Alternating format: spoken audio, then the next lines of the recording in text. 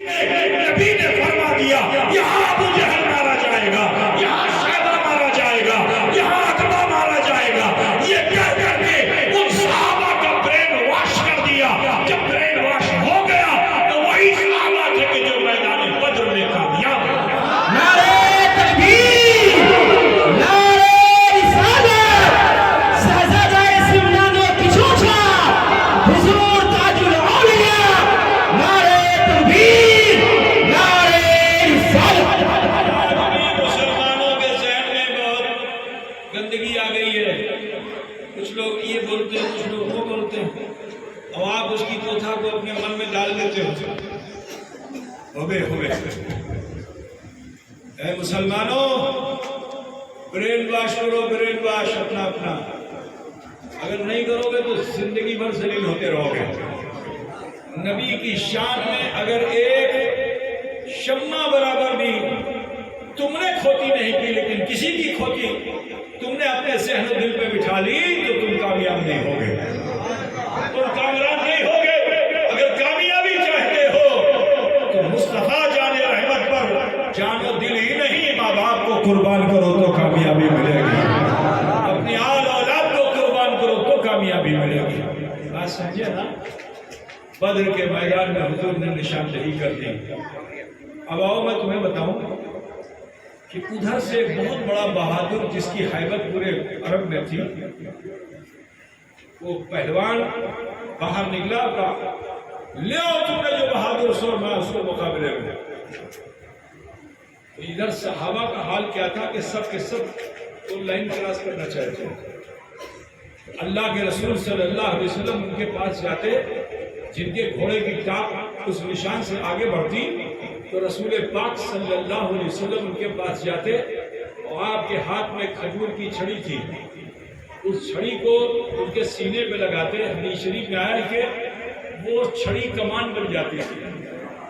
کھجور کی ڈالی ہو اور ڈالی کو کہیں ٹیک لگا دے تو ایسے گول بنے گی نہیں بنے گی، ہے نا؟ تو وہ کمان بن جاتی تھی اور حضور فرماتے تھے اپنے قدم کو پیچھے کر لو، جب تک میں حکم نہ دوں آگے مت بڑھنا۔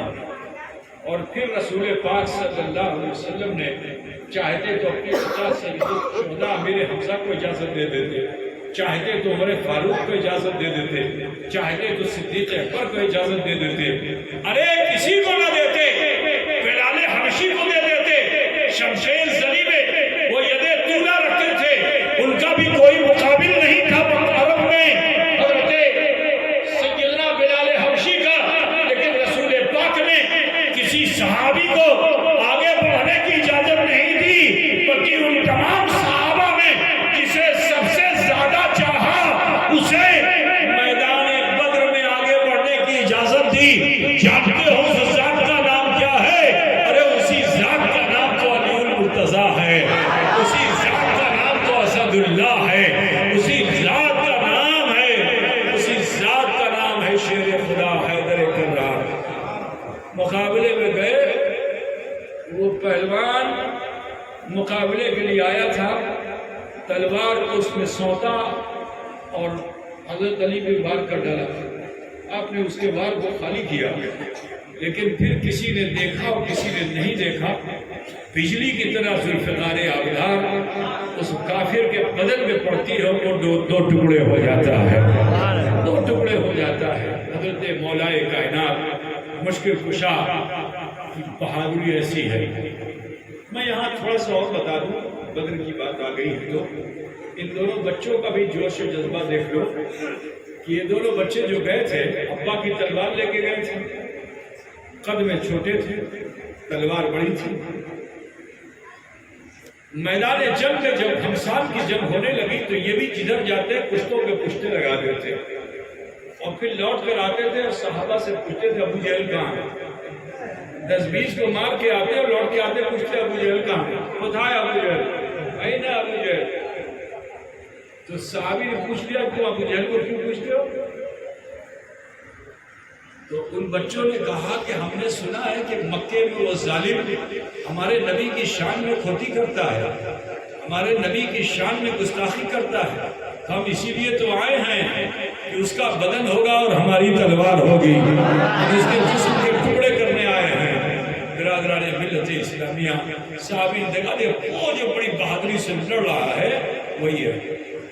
ان بچوں نے جو دیکھا تو گھوڑے کو دوڑاتے ہوئے قریب پہنچے. پشت پہ تھے, چاہتے تو وار کرتے بدن 2 ٹکڑے میں کٹ جاتا, لیکن اسلام نے اس کی دعوت نہیں دی ہے. پیٹھ کے پیچھے سے وار کرنے کی دعوت اسلام نہیں دیتا ہے. مقابلے کی دعوت دی ان بچوں نے. مڑ کر ابو جہل نے جو دیکھا سر پہ تلوار سنتی ہوئی تھی. ابو جہل نے جو دیکھا تو غرا کے بولتا ہے بچوں تم کہاں گئے ہو, اپنی جان کی خیر مناؤ, جاؤ اپنے باپ چچا کو بھیجو. تو ان بچوں نے کہا کہ ابو جہل مقابلے کے لیے تیار ہو جا, ہمارے باپ چاچا سے تو لڑ ہی نہیں سکتا, ہم سے مقابلہ کر, ہم تجھے واصل جہنم کریں گے. ہم نے سنا ہے کہ تم ہمارے نبی کی شان میں گستاخی کرتا ہے, ہم تجھے واصل جہنم کریں گے. جھنجلا گیا وہ, تلوار کو کھینچا اس نے بھی اور وار کرنا چاہتا تھا کہ بچوں نے اس کے وار کو بھی خالی کیا اور پھر برف بن کے اس پر سوار ہو گئے. 2 تلواریں ایک ساتھ اس کے بدن پہ پڑتی ہیں, ککڑی کی طرح کٹ کر زمین پہ آ گیا اور وہیں گرا جہاں جناب محمد رسول اللہ نے نشاندہی کی تھی, جہاں فرمایا تھا کہ اس مقام پہ ابو جہل مارا جائے گا. 1 سینٹی میٹر بھی آگے نہیں گیا, لیکن مرنے سے پہلے اپنے نصیب پر پچھتاوا کر کے مر رہا ہے. یہ کہتا ہے کہ میری بہادری کے چرچے تو پورے عرب میں تھے, لیکن افسوس کہ میں مارا گیا تو 2 بچوں کے ہاتھ مارا گیا. میرے عزیز, اسی میدان بدر میں جوش جذبہ اسلامی دیکھو. بات آگے یہ بھی کہتا چلوں, ایک صحابی تھے, ان کی تلوار ٹوٹ گئی. اب جب ان کی تلوار ٹوٹ گئی تو وہ اگر دعا کرتے تو غیب سے تلوار مل جاتی انہیں. لوگ کہتے ہیں جس کا نام محمد یا علی ہو کسی کا مددگار نہیں, ایسا لوگ بولتے ہیں. لیکن سنو, میدان بدر میں وہ صحابی اللہ سے مانگو, اللہ سے مانگو بولتے ہیں آپ پہ, اور کوئی نہیں تمہیں دے سکتا, اللہ سے مانگو. اچھا صحابی کہاں گئے تھے؟ رسول اللہ کی بارگاہ میں گئے تھے نا, یا رسول اللہ میری تلوار ٹوٹ گئی ہے, کیسے ہم جنگ کریں؟ تو میرے نبی صلی اللہ علیہ وسلم سے جو مانگا, تو میرے رسول کے پاس تو تلوار نہیں تھی, ہاتھ میں وہی چھڑی تھی کھجور کی ہری بھری ٹہنی, آپ نے اس کو چیر کے 2 حصے کر دیے. اچھا کھجور کی ٹہنی کو اگر چیر دو تو پھر اس میں کچھ دم رہے گا؟ بولو, ہوا کے دوش پہ بھی وہ ٹوٹ جائے گی. میرے نبی نے وہی 2 چھڑی کے 2 حصے اٹھا کے صحابی کو دے دیے. صحابی کو اٹھا کر دے دیا.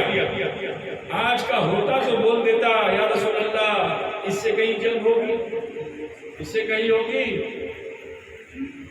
یہ کیا آپ نے دے دیا.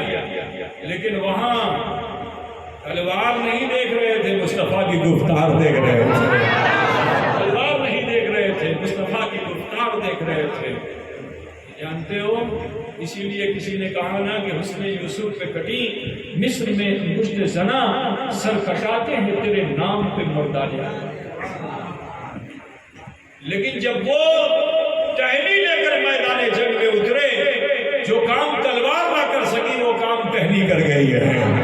برادران ملت اسلامیہ, بہر کر اسی میدان بدر میں حضرت معوذ شہید ہو گئے اور حضرت معاذ کا ہاتھ کٹ گیا, بایاں ہاتھ کٹ گیا اور یہاں چمڑے سے لٹکا ہوا تھا. اب جب یہ تلوار چلاتے ہیں دشمن پہ تو یہ چھوٹتا ہوا ہاتھ سامنے آ جاتا ہے, کافر بچ جاتا ہے. بڑی چنتا میں یا اللہ یہ کون سا غیبی ہاتھ آتا ہے جو کافر کو بچاتا ہے.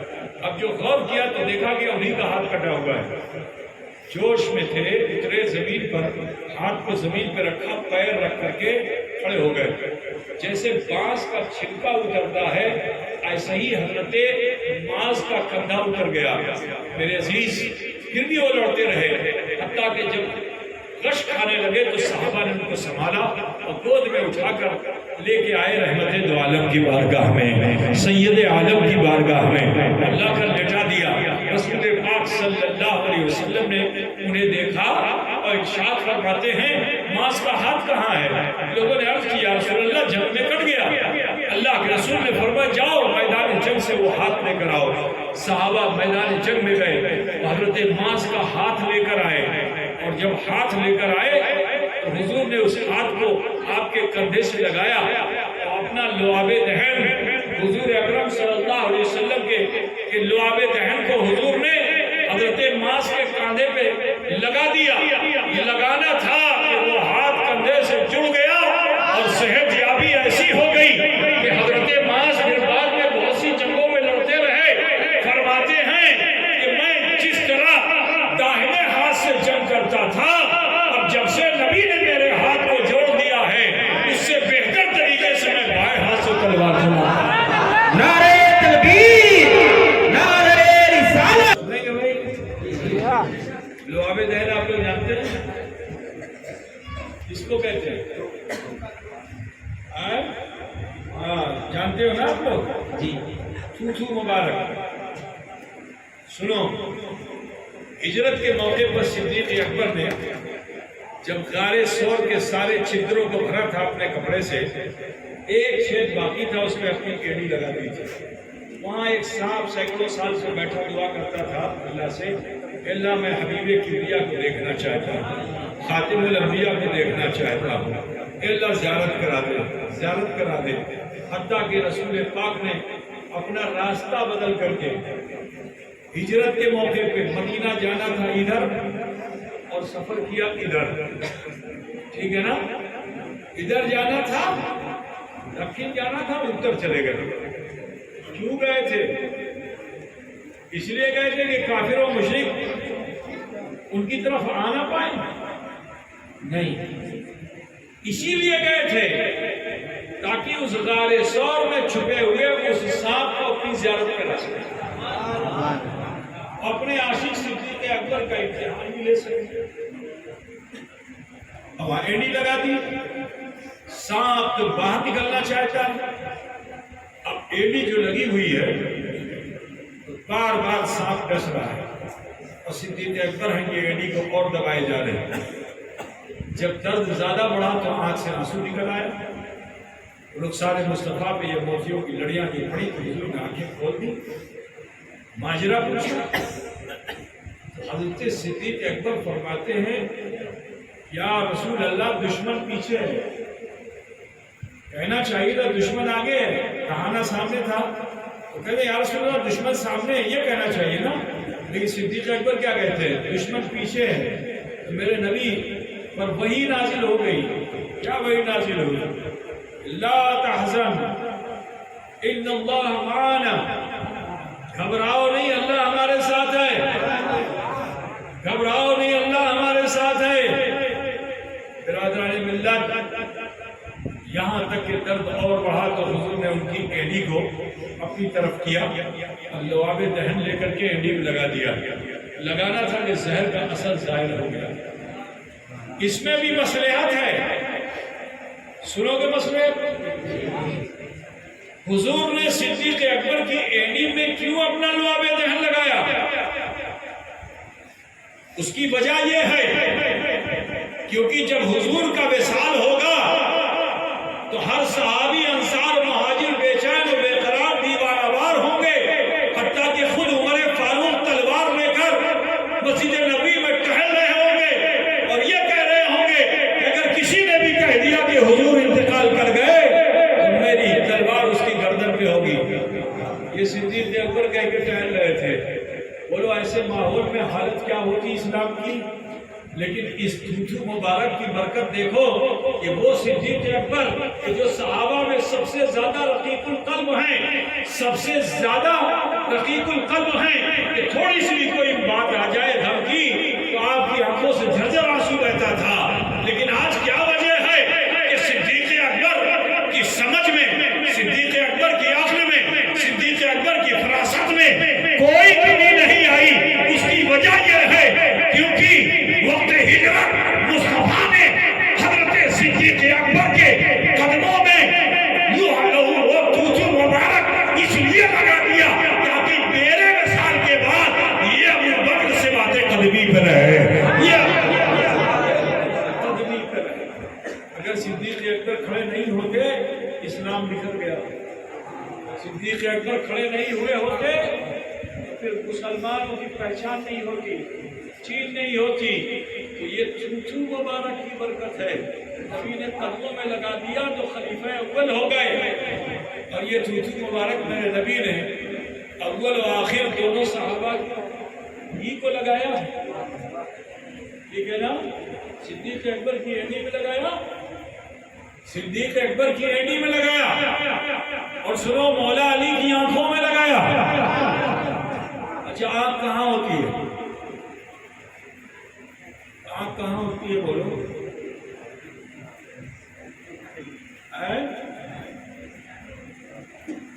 سر میں آنکھ ہے نا، آنکھ کا تعلق کہاں سے؟